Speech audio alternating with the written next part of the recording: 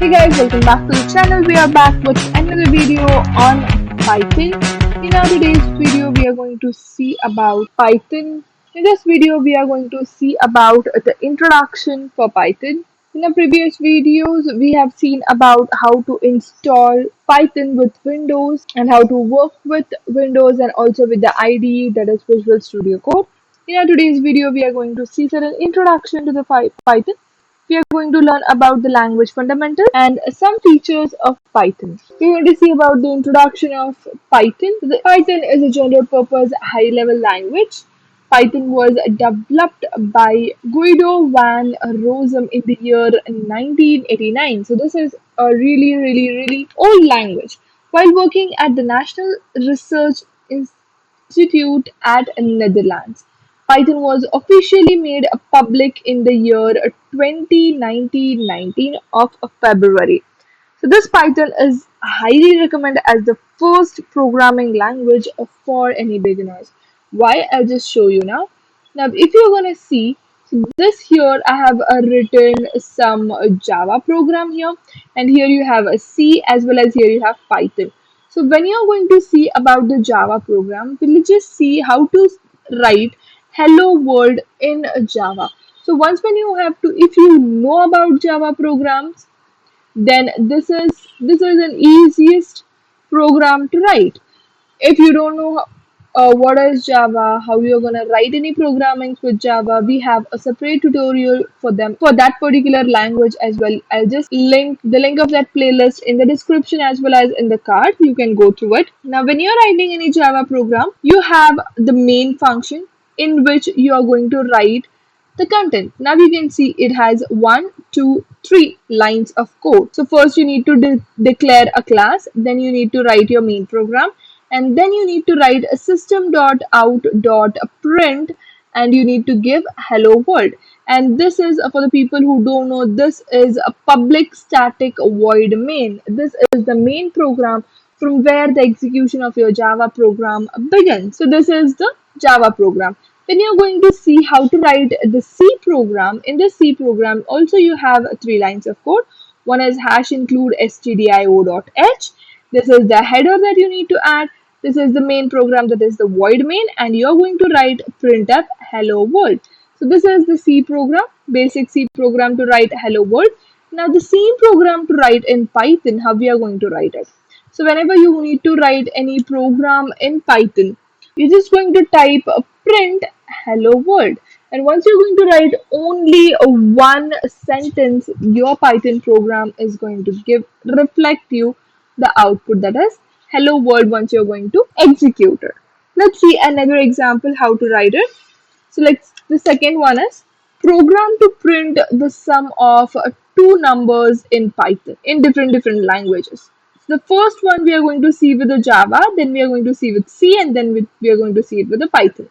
So first one with the Java, public class add. So first you need to declare the class in Java, then your main function, that is public static void main, and after that we are going to add 2 variables, that is variable A and variable B.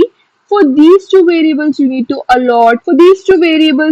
to allot the values. So I have given here as 10 and 20 for A, and for B 20 respectively. Then system.out.println print the sum A plus B. So this is our Java program.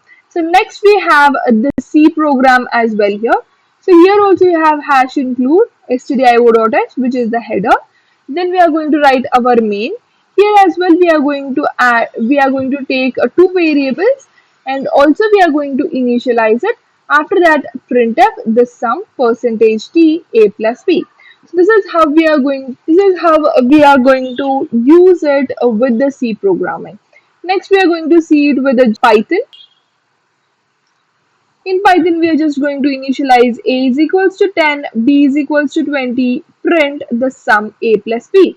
So if you can see the difference here, in Java, we had to give int, okay, and we have initialized the variables with int together here. But when you come in C, when you have initialized the variables in C, it's also the same. But here there is no need of initialization. You can just directly give the declaration and then you can use it. So this is the difference between Java, C and Python. Python is the very easiest language to learn. Next, let us see about the features of Python. Before moving on to the features of Python, let me tell you some things about Python here. How did it get the name as Python? This name was selected from a TV show, The Complete Monty Python's Circus. So this was the TV show, and this show was broadcasted in a BBC from 1969 to 1974, which was a long period ago. And this Guido developed this Python language by taking almost the features of all the programming languages. That is, first he took the features from he took the functional features from C. Then he took the object-oriented features from C++, the scripting language features from the Perl and the shell script. This was how it was developed, and also the modular programming feature is also being taken from Modula 3, and most of the syntaxes in this Python are derived from C and many other languages. And let us see next where we can use this Python. So we can use this Python for developing of desktop applications, for the web applications, for the database applications, for network programming, for developing games, for data analysis, for machine learning, for developing artificial intelligence application, for IoT, and many more. And do you know that internally Google and YouTube use this Python codes? Also, the NASA and networking stock exchange applications also are developed by Python. Now, let us see the features of this Python. The first feature that we have is it is simple and easy to learn. So this Python, it is a really very simple programming language. When we read this Python programming, we just feel like we are reading English statements. And the syntaxes are really very simple here, and only 30 plus keywords are available, which is a very good thing. And when we are going to compare it with the other languages, we can write these programs in very less number of lines. We have seen it. Hence, it is readable and simple. The next feature of this Python is it is a freeware and an open source. We can use this Python software without any license, and it is freeware. Its source code is to open so that we can customize based on our requirements. Example, we have Jython. It is customized version of Python to work with the Java applications. And next, it is high level programming language. Hence, it is programmer friendly. And for the beginners, we are not required to concentrate low level activities like the memory management and the security, etc. It is dynamic, it allocates the memory dynamically. The next we have it is a platform independent. Just like Java, this Python is also platform independent. It can run on any platform without rewriting once again. So internally we have a PDM which is responsible to convert the machine understandable form. Next it is portable. Python programs are portable. That is, we can migrate from one platform to another platform very easily. Python programs will provide the same results on any of the platform. So next, sixth one, it is dynamically typed. In Python, we are not required to declare the type of variables. Whenever we are going to assign these values based on the value, the type will be automatically allotted to it. Hence, Python is considered as dynamically typed language. Whereas when you have your C language, that is syntactically typed language. And hence, this dynamic typing nature of this Python is going to help you get a more flexibility, the programmer has more flexibility in writing the code. Next, it is both procedure oriented and object oriented. You can like procedure oriented like C, and also object oriented like C++ and Java, that it has both the features of it. Hence, you can get the benefit of both like security and reusability or etc. Next, it is also interpreted language. We are not required to compile this Python program explicitly. Internally, the Python interpreter will take care of the compilation. Next, it is extensible. We can use other language program in Python, and the main use of this extensible approach is that we can use the already existing legacy non-Python code, or we can improve performance of this application. The 10th one is it is embedded. We can use this Python program in any other programming language. That is, we can embed the Python program anywhere.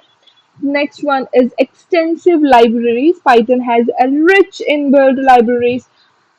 Being a programmer, we can use these libraries directly, or we are not responsible for to implement the functionalities or etc. So these are 11 features of a Python. Next, we have certain limitations of this Python as well. Performance-wise, not up to the mark as it is an interpreted language. Limitation number two, not using for mobile application. We are not going to use any of the Python program for the mobile applications. Next, we have certain flavors of Python, like how we can use Python, where we can use Python. The first one is C Python. It is a standard flavor of Python. It can be used with the C language application. The next one is Jython or JPython, which I just told you. It is used for Java applications. It can be run on JVM. Third, Iron Python. It is for C hash .NET platform. Fourth, PyPy. The main advantage of this PyPy is performance will be improved because JIT compiler is available inside this PVM. Next, you have Ruby Python for the Ruby platforms. You have Anaconda Python. It is specially designed for handling a large volume of data processing. So these are certain six flavors of Python you can say. That's all for today's video. Meet you again in the next video with some other content of Python. Till then, keep learning and stay tuned. Bye bye.